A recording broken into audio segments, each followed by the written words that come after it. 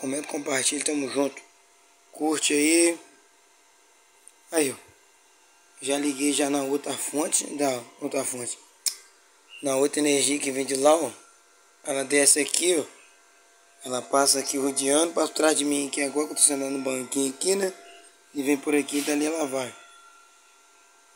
Rapaz, mas essa fonte é bruta, meu jovem. Mas na primeira vez que aconteceu isso não, tá, galera? Isso aí aconteceu porque eu tava carregando com aquele adaptador, né, de micro-ondas. Deu zebra. Porque bater a fonte, ela tem 3 pinos. E a outra extensão aqui, que é essa aqui que eu uso, que vem direto da rede, pra vocês verem que eu joguei ela pendurada aqui, ó. Ela vem direto do relógio. Aí ela só tem 2 pinos. Vou ter que fazer mais um furo pra botar 3 pinos, entendeu? E já essa daqui já tem 3 pinos. E o adaptador ele é adaptado para 3 pinos. Só que o adaptador não aguentou no micro-ondas, entendeu? Mas é isso aí, galera. Eu tô sem telefone pra fazer vídeo pra vocês aí, pra gravar a música pra vocês.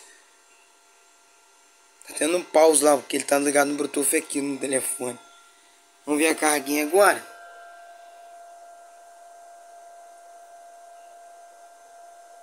Três ponto 67 72, 74, né? Tá jogando. Ela chegou a jogar até 70. Ela jogou essa fonte. Ela chegou a ela jogou 80 já, tá? 80 amperes. E ela é 70. Mas é isso aí, galerinha. Tamo junto. Vou botar a marcha aqui. Vou botar uma musiquinha pra tocar pra nós. Galerinha, nisso que eu arrumar meu aparelho direitinho, ou pegar o outro telefone, eu gravo pra vocês aqui um videozinho. Show, galerinha. Boa noite pra vocês aí.